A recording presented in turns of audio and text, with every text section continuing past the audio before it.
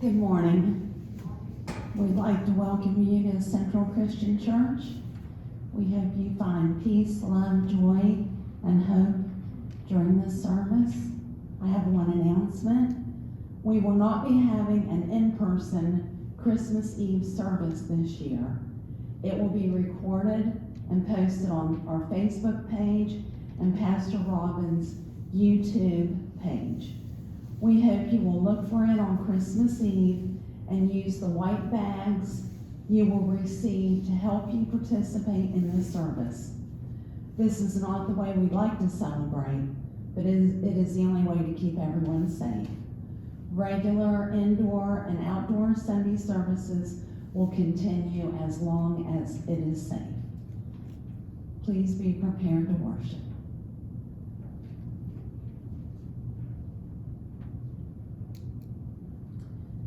This morning we light the candle of love. Throughout Advent, the last 3 Sundays, and now the 4th, we've talked about the actual Advent wreath. First week we talked about the candles and their meanings, their different meanings. And then the first Sunday of Advent, we talked about the candles and their meanings. The second Sunday, we talked about the fact that the Advent wreath is circular. And I love, today is the candle of love, and we are completing that circle with love. Then we talked about evergreens. Well, this Sunday, we're going to talk about one particular evergreen, the holly. Christmas time, we often think of it as a time of joy. I watch A Christmas Carol every year and watched it last week, A Christmas Carol by Charles Dickens, that wonderful old favorite. And in the story of the Christmas Carol, he talks about fair wages in business, about safe and comfortable work environments. Dickens also addressed poverty in various forms, and the need to be careful about judgment.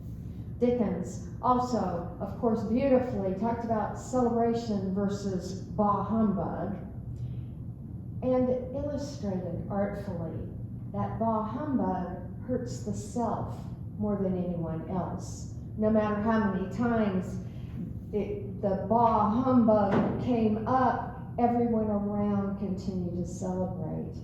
We are doing an Advent study after worship each week, and it's written by Amy Jill Levine, who is Jewish. And she said she loves Christmas for the celebration, for the meanings within Christmas, even though she may not could follow our beliefs totally. She loves what it means to everyone. And then, of course, the end of the Christmas Carol is the joy of giving, and how love wells up within when one receives. And so we remember, or we think about Christmas and Advent as a time of preparing, like the Christmas Carol, of buying our purchases of our gifts, of our decorations, and of our Merry Christmas to all. But the holly also symbolizes the crown of thorns. And then there's an English legend that says that the cross was made of holly, the wood from holly. And so we have this connection to Lent.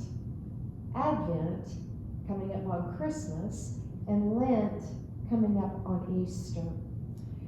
During the time of Lent, we're encouraged to do the same things in Advent. A time of introspection, to look at ourselves and how we live our lives, preparing for a true encounter with God, not just it's Easter, let's get up and get dressed, but a true encounter with the living God. An appreciation for the sacrifice and a reminder of forgiveness and a thankfulness always for God's presence with us. And so may we now prepare our hearts, our minds, and our bodies for worship.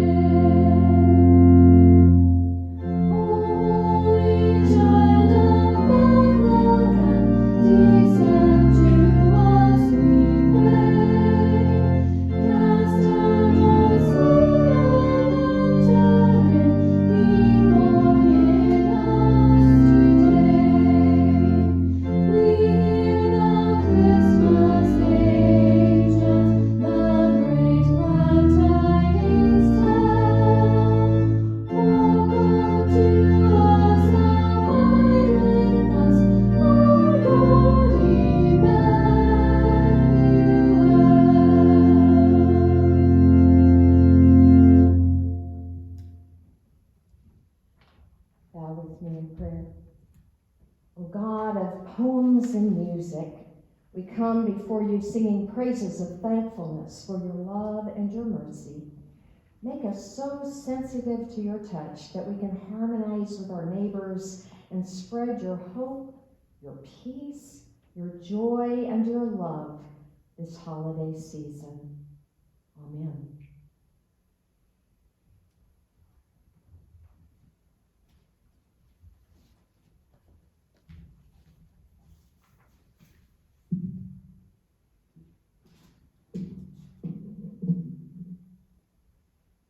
The gospel reading today is Luke 46 through 55, chapter 1. And Mary said, "My soul magnifies the Lord, and my spirit rejoices in God my Savior, for he has regarded the low estate of his handmaiden. For behold, henceforth all generations will call me blessed. For he who is mighty has done great things for me, and holy is his name, and his mercy is on those who fear him from generation to generation. He has shown strength with his arm. He has scattered the proud in the imagination of their hearts.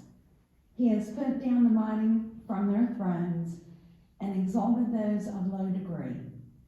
He has filled the hungry with good things, and the rich he has sent empty away. He has helped his servant Israel in remembrance of his mercy, as he spoke to our fathers, to Abraham, and to his posterity forever."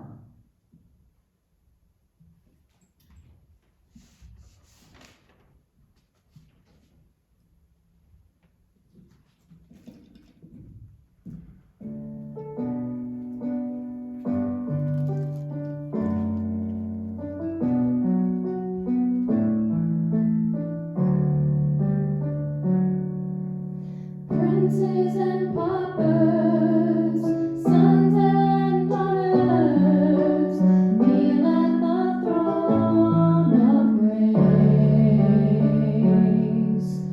Losers and winners, saints and sinners, one day will see his face, and will all bow down.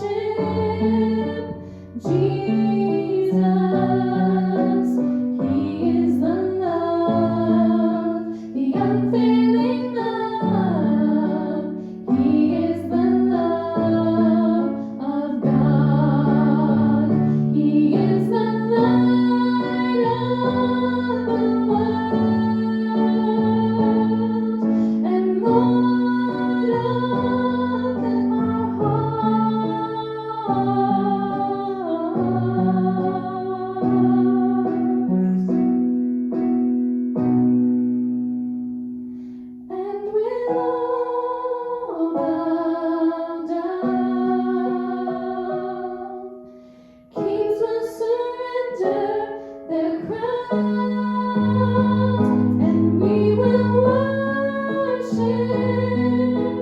Jesus. We will worship Jesus. We will worship Jesus. He is the love, the unfailing love. He is the love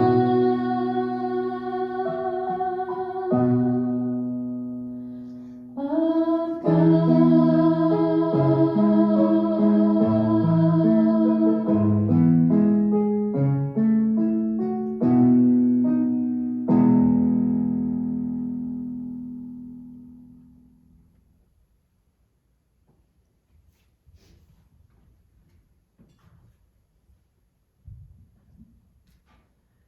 What do we know about Mary? Mentioned earlier that we're doing an Advent study called The Light of the World, written by a Jewish author. And in the beginning of that study, I think in the second week maybe, we were encouraged to write words on the whiteboard that described Mary. Any thoughts about what we thought about what she looked like maybe, or how she was as a person? And so the words that we put on the board were young, willing, virgin, poor, scared, beautiful, loyal, devoted, courageous, faithful, kind, and humble, grateful, smart, joyful, confident, brave faithfulness, bold, generous, and trusting. These words were gleaned by the class in all of our lives, from nativity scenes that we've seen, from pictures, from movies. We get pictures of Mary in our mind from all over. But I think also a lot of what we understand about Mary comes from our passage this morning, Mary's song, often called the Magnificat for the beginning of the song in Latin. A song, what is a song? It's a short musical composition. It's comprised of words and music or melody, but nature has songs of its own. It doesn't always have, I said it can't, it's comprised of words, it doesn't always have to have words. And so we have songs from birds. One of my favorite is the little itty bitty wren who can make a lot of noise. And insects, think about our cicada bugs and how loud they can be with their very beautiful sound. And then the mysterious whine of a whale, if you've ever heard that kind of echoey, mysterious sound. A song can be a melody for a lyric poem or a poem easily set to music. My favorite songs are ballads because they sing songs about people, and they're often about folk culture, and therefore handed down generation to generation. They're songs about life, which is one of my favorite subjects. But even if you're not musical, even if you don't sing, we each have a song in life. There's a characteristic sound of our voice. Is your normal tone of voice one that sounds unfriendly or maybe funny, lighthearted? Does it sound boisterous? Is it loud or quiet? Is it loving? Or is it always irritated or angry? What is the sound of your voice? I hadn't thought about the sound of a voice very much until a member of my family was explaining that another member of the family, and this was a very loving conversation, but talking about her voice sounded often irritated or not so friendly. And so people kind of step back when she first talks, and it's hard to get a feel for her true meaning of what she's saying. And so she's learned in her life to say, read my face and my body, don't read my voice, the sound of my voice. And so that got me to thinking about, what does my voice sound like? And then, of course, the songs of our life are not only the sound of our voice, but what is our demeanor, our manner, our appearance? How do people see us? What is our habitual song in life? Does the world make you mad most of the time? Irritated? Frustrated? Or does the world make you laugh or make you happy, even when things aren't going so well? So what do we know about Mary? Well, one of the main ways that we know about Mary is through her song, through the Magnificat. We can't see her and we cannot hear her, the sound of her voice, but we can read her song. So we know what Mary is not, I hope. I think most of us realize that it was a hard time of life, and so therefore the tranquility of the nativity scene is maybe not so much her song, and maybe the serene beauty in paintings maybe are not so much her song. Like I said, ancient world, life was hard. She was young, but even though she was a teen, teens were maybe older in their minds and the way they had to be than teens today, because life was tough and it was short. And so having babies were things that happened in the teen years because one might not live very long. In those days, parents arranged marriages. That can be good and that can be bad. Depends on the parent. We hope most parents would pick out a great spouse for their loved one, because I think often parents know better than the kids. I know that my parents did in the very beginning when I was a teen.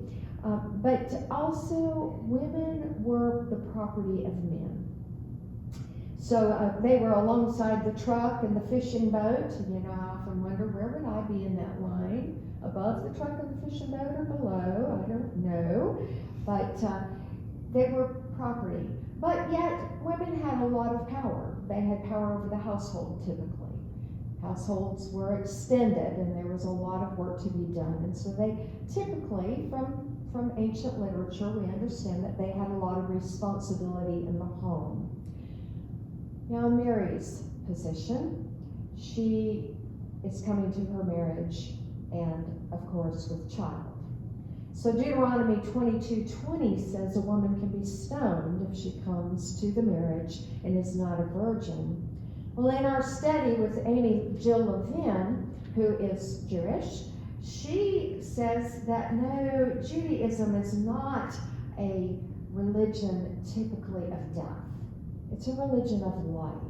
And so she said that probably didn't happen, even though it was written in the law. It probably did not happen. There's not much evidence that it happened often. So we don't know. I would take her word over mine because she is Jewish and would have and also a scholar, a historical scholar, and so I would say she is probably right, that it didn't happen often.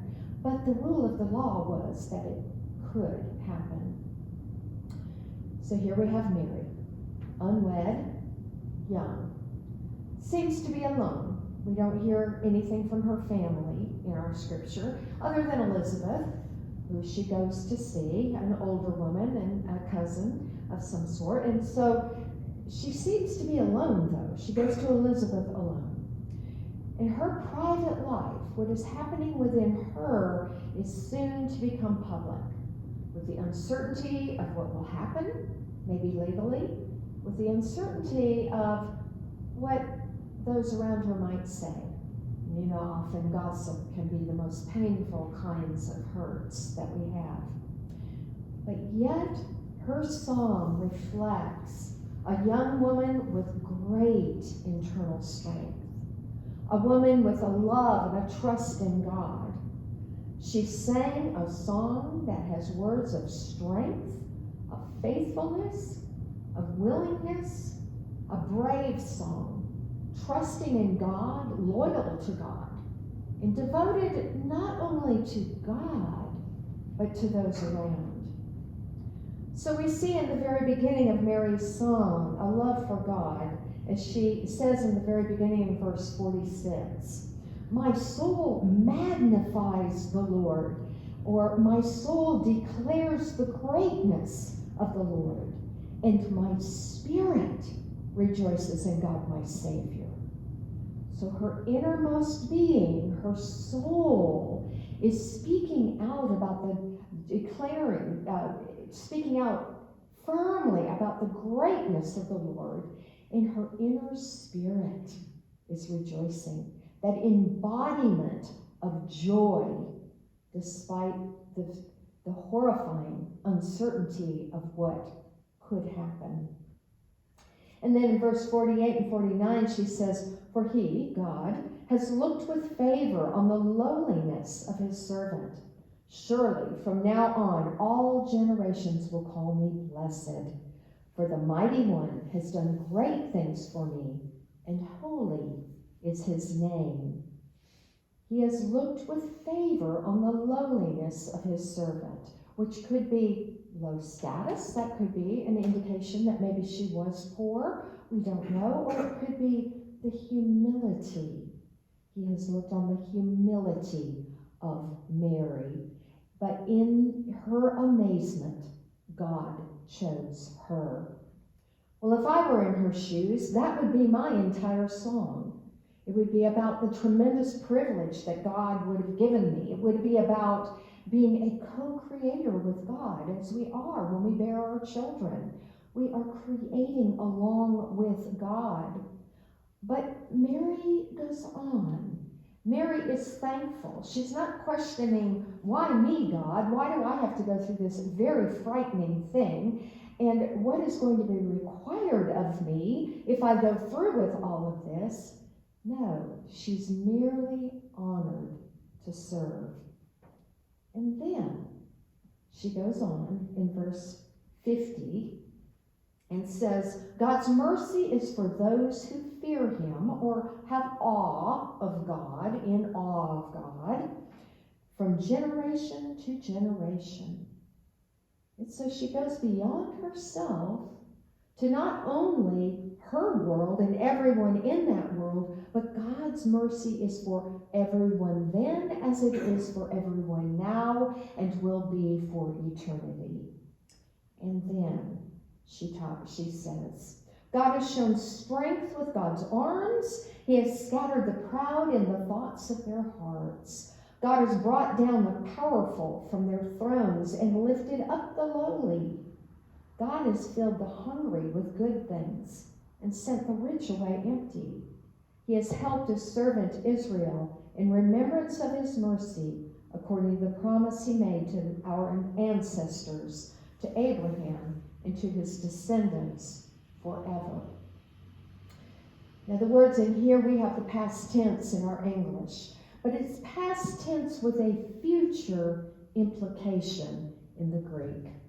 So God did in the past help Israel through hard times, help them through times of captivity, and they were freed, which is a common pattern in the Bible, in the Hebrew portion of our Bible, of the land of Israel going through difficult times, God taking care of them, and then they are freed and move on. And so that pattern of hope, because God helped us in the past, God will help us into the future. And then she talks, it's also the thought of God in the present, in her present. God will help the people during her time in Jesus' ministry, which over and over was a ministry of bringing down those who didn't care and lifting up those who had need, of filling those who were hungry and sending away those who didn't care that others were hungry. And so God's present help through the ministry of Jesus in that time, which gives an example for those into the future. In our day and ongoing, God will continue to be with us and help us and give us hope from now on until there is a new heaven and a new earth. Well, when angels come, typically all through the Bible, the first thing that an angel says to one is, do not be afraid. And that's because when an angel speaks, something is required.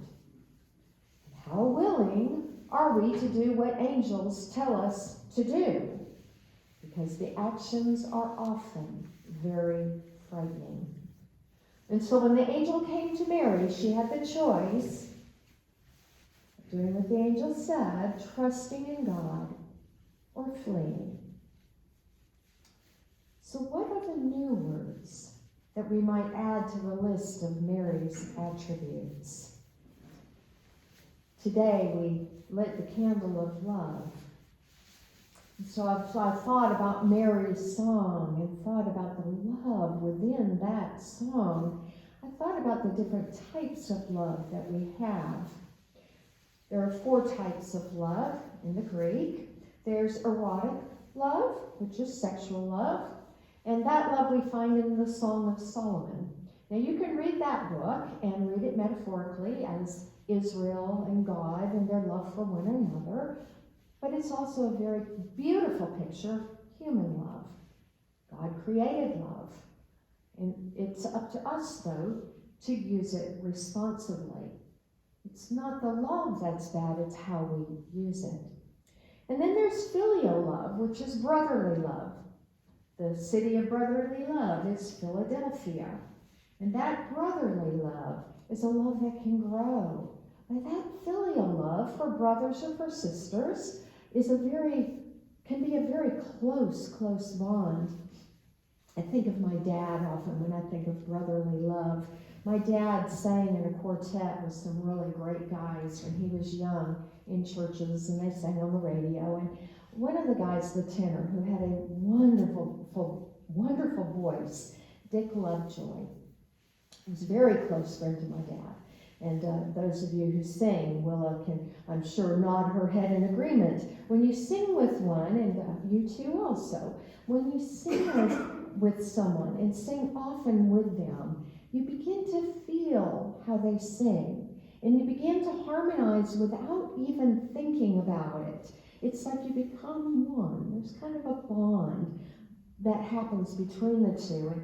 And so my dad had that close bond with Dick Lovejoy.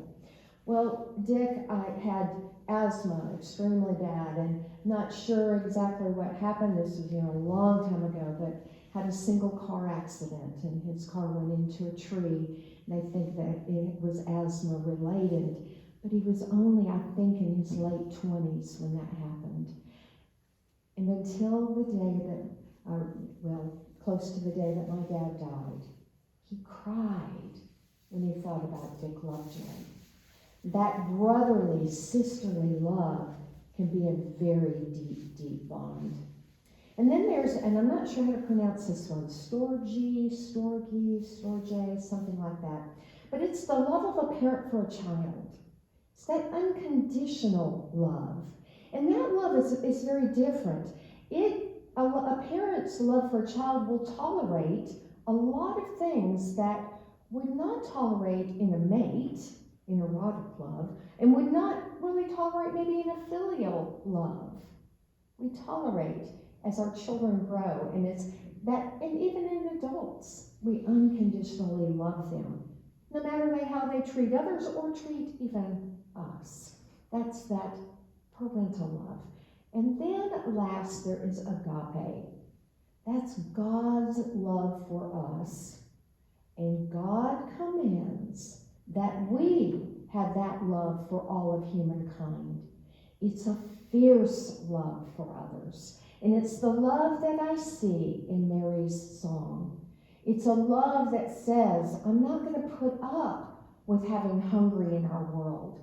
And I'm not going to put up with people who are crushed down and cannot function in our world. I'm going to love everyone so that we can live at peace and in harmony, so that we can all have the comfort that we need. It's looking at the world and away from the self. It's that deep love. And it's not fleeting, and it's not self-benefiting. It's sacrificial, and it's forgiving, and it's the foundation for happiness and for contentment. And so this Advent and forward into the new year, I'm going to pay more attention to the song that I'm singing. I'm going to pay attention to what the world may be hearing and seeing in me. Do I lift the world up? Or am I part that's tearing it down? And what are the words that the world would put on the board about me?